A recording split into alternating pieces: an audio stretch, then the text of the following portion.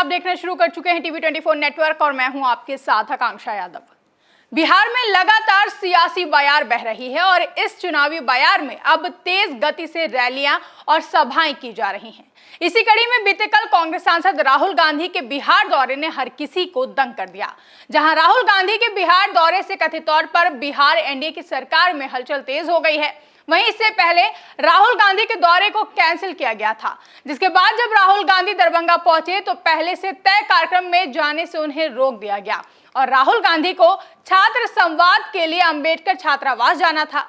प्रशासन ने उन्हें वहां नहीं जाने दिया और उनके काफिले को रोक दिया। काफिला रोके जाने के बाद थोड़ी देर के लिए वहां अफरा तफरी का माहौल हो गया, लेकिन राहुल गांधी ने हार नहीं मानी और तुरंत ही पैदल ही दलित छात्रों से संवाद के लिए निकल पड़े। इस दौरान पुलिस के साथ धक्का मुक्की भी देखने को मिली। उन्होंने कहा कि इस देश में दलितों और आदिवासियों के साथ 24 घंटे अत्याचार होता है। इस दौरान कांग्रेस ने सरकार को चेताते हुए अंजाम भुगतने की धमकी भी दी है। वहीं पूर्णिया से सांसद पप्पू यादव ने इसे दलितों की आवाज को दबाना कहा है। उन्होंने कहा कि ये राजनीतिक कार्यक्रम नहीं था, राहुल गांधी बिहार में दलितों की बात करने आए हैं और उन्हें रोका जा रहा है। वहीं कांग्रेस सांसद प्रियंका गांधी वाड्रा ने एक्स पर लिखा कि दरभंगा के अंबेडकर हॉस्टल में शिक्षा न्याय संवाद कार्यक्रम के तहत छात्रों से संवाद करने जा रहे नेता प्रतिपक्ष राहुल गांधी को रोकना अत्यंत शर्मनाक, निंदनीय एवं कायराना कृत्य है। तानाशाही पर उतारू जेडीयू बीजेपी गठबंधन की सरकार को ये बताना चाहिए कि क्या बिहार में नेता प्रतिपक्ष का जाना अपराध है या दलितों, पिछड़ों, वंचितों और गरीबों की आवाज उठाना अपराध है। न्याय और क्रांति की धरती बिहार की जनता ये तानाशाही बर्दाश्त नहीं करेगी।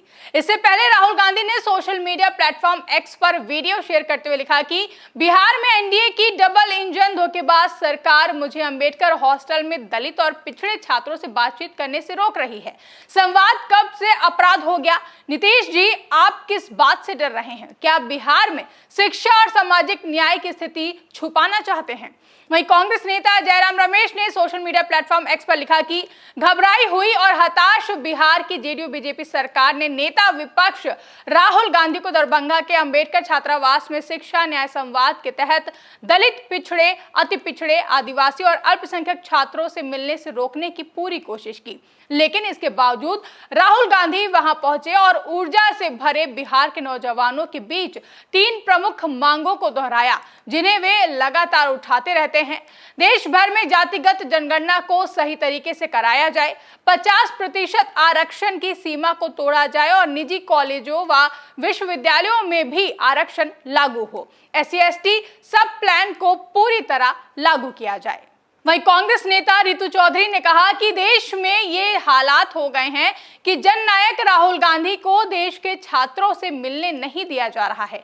क्या सरकार इतनी डरी हुई है कि अगर राहुल जी छात्रों से बात कर लेंगे तो उनकी पोल खुल जाएगी कि कैसे छात्रों के साथ भेदभाव किया जा रहा है? कई बार हॉस्टल को खाली कराया जाता है, जाति के नाम पर उनको यातनाएं दी जाती हैं, दलित छात्रों की छात्रवृत्ति रोकी जाती है, दलित छात्रों की मेरिट रोकी जाती है। जब राहुल गांधी जी सवाल करते हैं कि दलित, पिछड़े, अति पिछड़े और आदिवासी छात्रों को देश की संस्थाओं से क्यों दूर रखा जाता है, तो ये सरकार डर जाती है। सरकार डरती है कि अगर देश की 90% आबादी जाग गई तो उनका तख्ता पलट कर रख देगी, इसलिए वो आवाज को दबाते आ रहे हैं। देश में जहां भी अन्याय होगा वहां आपको राहुल गांधी जी खड़े मिलेंगे।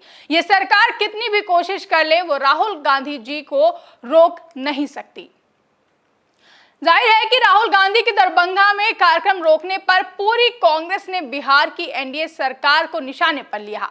कांग्रेस के राष्ट्रीय अध्यक्ष मल्लिकार्जुन खड़गे ने भी कहा कि बिहार में दरभंगा के अंबेडकर हॉस्टल में शिक्षा न्याय संवाद कार्यक्रम में राहुल गांधी को शामिल होने से रोकना तानाशाही की पराकाष्ठा है। उन्होंने एक्स पर लिखा कि अब क्या दलित, वंचित, पिछड़े वर्ग के छात्रों से संवाद करना संविधान के खिलाफ है? क्या उनकी शिक्षा, उनकी भर्ती, परीक्षा और नौकरियों के बारे में उनसे बातचीत करना कोई पाप है? जेडीयू भाजपा सरकार के बिहार में दरभंगा के अंबेडकर हॉस्टल में शिक्षा न्याय संवाद कार्यक्रम में राहुल गांधी को शामिल होने से रोकना तानाशाही की पराकाष्ठा है। लोकतंत्र की जन्मस्थली बिहार इस अन्याय को याद रखेगी और समय आने पर जेडीयू भाजपा को इसका उचित जवाब भी देगी। तो वहीं राहुल गांधी ने बीते कल दरभंगा में 3 मांगे रखी, जैसे कि सही तरीके से देश भर में जातिगत जनगणना कराई जाए, तेलंगाना में जैसे की गई है ठीक वैसे ही। इसके अलावा राहुल गांधी ने निजी कॉलेजों और विश्वविद्यालयों में आरक्षण की बात कही और निजी शिक्षण संस्थाओं में आरक्षण की व्यवस्था की जाए। दलित, पिछड़ा, अति पिछड़ा और आदिवासी की संख्या 90% है, लेकिन आपको दबाकर डराकर रोका जाता है, ऐसा राहुल गांधी का कहना है। कांग्रेस नेता राहुल गांधी ने कहा कि 90% लोगों के लिए इस देश में कोई रास्ता नहीं है। राहुल गांधी ने ब्यूरोक्रेसी की बात करते हुए कहा कि उनमें इनकी संख्या 0 है। राहुल गांधी ने लोगों से एक साथ खड़े होने का आह्वान करते हुए कहा कि हमारी जाति जनगणना और निजी क्षेत्र में आरक्षण की व्यवस्था की मांग है। राहुल गांधी ने कहा कि अभी पुलिस ने हमें रोकने की कोशिश की, लेकिन नहीं रोक पाई, क्योंकि आपकी शक्ति मेरे पीछे है, इसलिए उनको कोई नहीं रोक सकता जिसके पीछे आपकी ताकत है। साथ ही कहा कि प्रधानमंत्री नरेंद्र मोदी से जाति जनगणना कराने और संविधान को माथे से लगाने की बात कही थी। आपके दबाव से प्रधानमंत्री जी ने जाति जनगणना कराने की घोषणा की, लेकिन भाजपा लोकतंत्र और संविधान के खिलाफ है। देश में जो 90% दलित, पिछड़ा, अति पिछड़ा, अल्पसंख्यक और आदिवासी हैं, भाजपा उनके खिलाफ है। यह अमीरों की सरकार है। राहुल गांधी ने लोगों को भरोसा देते हुए कहा कि मैं जानता हूं इन छात्रावासों में क्या होता है, गारंटी देता हूं जैसे ही देश और बिहार में हमारी सरकार आएगी, हम इस स्थिति को बदल देंगे, जो यहां होना चाहिए वो करेंगे। जिसके बाद माना जा रहा है कि छात्रों के बीच राहुल गांधी की उपस्थिति और उनसे संवाद करना बिहार विधानसभा चुनाव से पहले एक सकारात्मक कदम है, लेकिन इसमें आने वाली चुनौतियां भी शामिल हैं। जैसे कि बिहार दौरे पर पहुंचे कांग्रेस सांसद राहुल गांधी के खिलाफ 2 एफआईआर दर्ज कर दी गई हैं। यह एफआईआर दरभंगा के लहेरिया सराय थाना में दर्ज की गई है और इसमें राहुल गांधी समेत 20 नामजद नेताओं और करीब 100 अज्ञात लोगों को आरोपी बनाया गया है। इनमें से एक अम्बेडकर छात्रावास में जबरन कार्यक्रम आयोजित करने को लेकर है। तो वहीं बता दें कि बिहार जैसे राज्य में जहां युवा बेरोजगारी, पलायन और शिक्षा की खराब स्थिति से जूझ रहे हैं, वहां सिर्फ भाषणों से नहीं बल्कि जमीनी बदलाव से ही समर्थन हासिल किया जा सकता है।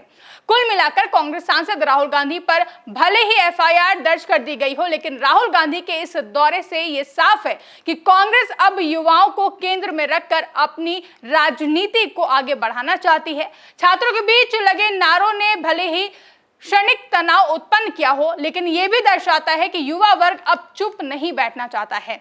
वो सवाल पूछना चाहता है, जवाब चाहता है और बदलाव की उम्मीद करता है। अब ऐसे में देखना काफी अहम होगा कि क्या आगामी बिहार विधानसभा चुनाव में सीएम नीतीश कुमार और एनडीए को युवा वर्ग की ओर से कोई बड़ा झटका लगेगा। आपको क्या लगता है, कमेंट करके हमें जरूर बताएं।